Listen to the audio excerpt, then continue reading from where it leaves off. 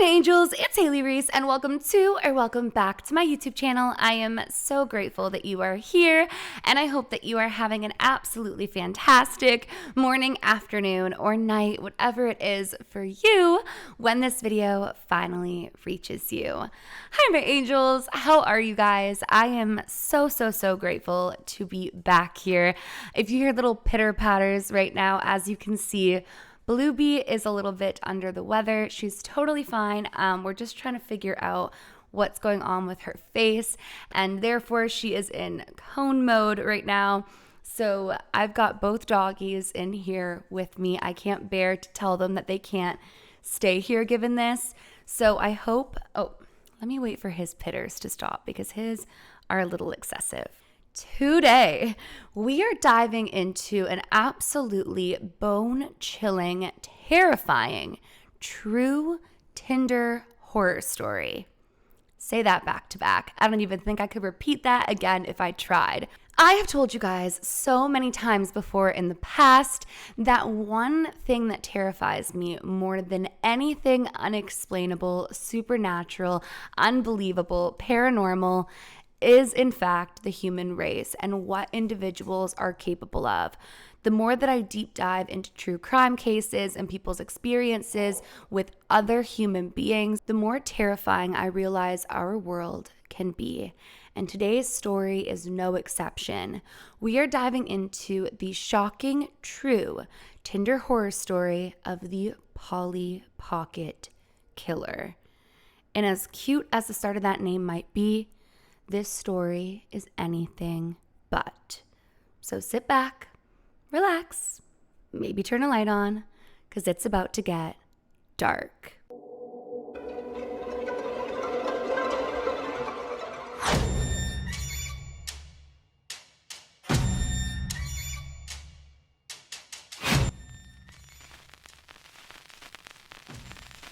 I grew up in a traditional town where very little bad happens.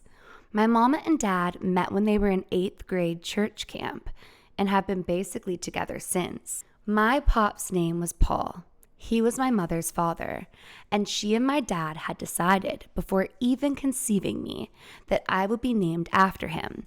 So when I came out and was handed in the pink blanket, they landed on Polly. In my town, I'd never met another Polly. When I was real little, it made me feel strange. But as I got older, Polly Pockets became the it toy, and I suddenly felt like I was special, that my name was special. It sounds weird, but at the time it made sense. As I grew up, I realized fast that I didn't fit in where I was. I had dreams bigger than this town, and I knew the way of life wasn't for me. So despite some thinking it was crazy and far too late in life, I packed up the little things I had, and I headed for the big city. I rented a small apartment with probably too many roommates. Despite having less space than I'd ever had, I felt freer there than I had anywhere else. The whole city was a shock. It wasn't just the traffic or the honking. It was the people and the way that the people lived.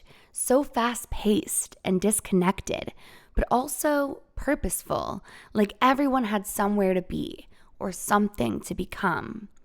I settled in pretty well and got a job at the cafe a block over. It wasn't fancy, but it paid the bills enough, and I was loving the friends I was making. One girl, a regular named Jenna, quickly became one of my closest friends. I remember one night she and I went for a walk after my shift, and Jenna asked me if I was seeing anyone. I blushed heavily. I had a few flings here and there, but never a serious boyfriend, and I was sure I wouldn't know how to approach anyone. I also didn't give the approach me energy that most girls my age might have. And that's when Jenna suggested just about the most foreign idea to me.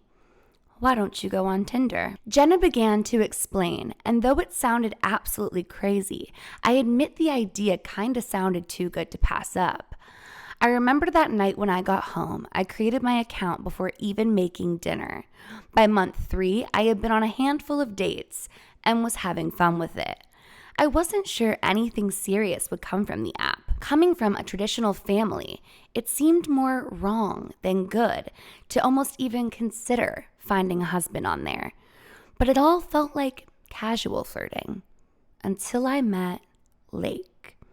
I know now that that wasn't really his name, but at the time, that's what he was to me. So let's call him that. I remember thinking he was different the moment we started talking. He wasn't like anyone I had spoken to on the app, and certainly not like anyone I'd met in real life. I remember the first thing he ever said was in reference to my name, Polly, like Polly Pocket. I wasn't a stranger to the reference, but it was rarely from men. I remember thinking it was probably just a clever pickup line, and I mean, it must have worked, because before I knew it, we were talking. I found him to be strange, which looking back is saying quite a lot. Being socially inexperienced myself, I rarely picked up on what others would find strange. Even telling the story now, people are shocked I let it get to where it did.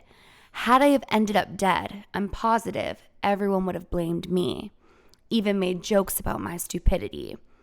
I'm sure you're wondering some of my warning signs, so let me spell out a timeline of events. On August 17th, Lake sends me the first of many disturbing texts following our meetup at the park. I dreamt of you, Polly, my sweet Polly Pocket. No doll could ever compare to the flesh that is you. Every dream I ever had of her, you've brought to life. That's really creepy. No doll could ever compare to the flesh that is you. Every dream I ever had of her, you have brought to life. I remember thinking it was weird. During our walk to the park, he complimented how much my blonde hair and blue eyes really did look like the Polly Pocket doll that he once loved. He said how of all of them, he loved the one like me most. I remember noticing his eyes were almost lifeless when I met them. When I spoke, he saw me in a way like he was devouring me, eating me up almost, sucking up my soul. But somehow his eyes were still almost empty, lifeless. The only time he really lit up was when he would say my name and brush my hair to the side. I wanted to feel like it was endearing, but it still turned my stomach in knots. August 20th, the next text follows. I need to see you again, Polly. You haunt my dreams. I remember not knowing what to make of that, but it didn't scare me enough to not go again. This time he was even more strange. His eyes seemed manic almost, like he was starving, and I was the first meal he'd seen in days. I remember him telling me how much he loved my name. I began the story of how I got it when his face started to twist in anger. Confusion, maybe even pain. What's wrong? I asked. Wrong.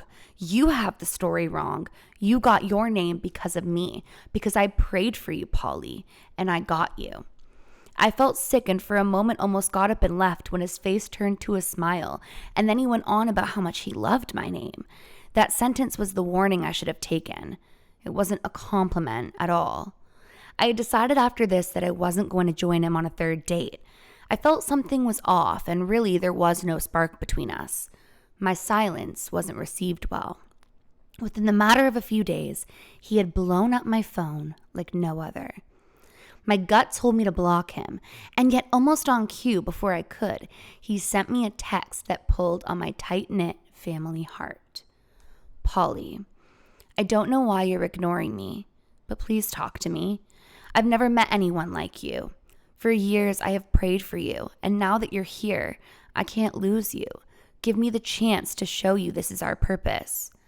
I felt a little like it was too strong, but somehow I couldn't help but still feel wanted. Even through his lifeless eyes, his crave for me was nothing like I had ever felt. So, against my gut, I got in a cab and I met him at a local bar. Once again, I was met with lifeless eyes and a hungry grin. I felt chills over me the moment I saw him. I could hardly focus on what he was saying because it was like every alarm bell in my body was screaming at me to run as fast as I could. I did remember him introducing me as Polly Pocket to everyone around. I know it sounds funny. I didn't even know whether to laugh or not then because he said it so serious. Could you imagine? It wasn't until he said the 7 words that would change everything. I can't wait to take you home. It wasn't the words per se that terrified me, but the way in which he said them, as if home wasn't his home. It was mine. In some dark way I couldn't put into words, I suddenly felt like prey. I fled the bar, and I never looked back. Lake didn't take nicely to this. The texts and calls that followed were a series of ups and downs, and I ended up blocking his number. Finally opened up to Jenna about it all. She couldn't believe I'd let it go on so far. And when he harassed my work for months to follow, I ended up getting a restraining order. A year later, I would receive a text from Jenna that would change my world as I knew it. Is this the man you went out with? I clicked the link that Jenna sent me, and my whole world started to spin. The article detailed a man whose face I knew, but name I didn't. He had attempted to kidnap a woman after a couple of online dates. Digging deeper, my worst nightmares became my reality. The man was described as having a very strange basement. The basement was locked and soundproofed, and behind the doors, a life-size Polly Pocket room. They had also found black magic rituals and spells of him attempting to create his own living doll, only needing the vessel. It seems as though he was waiting for his own Polly Pocket doll to move in.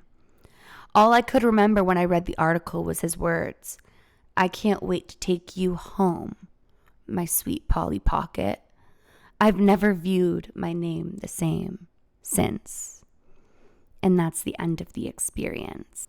You know, I have thought about this so often, being a woman who's been in a relationship basically since I was 15 years old.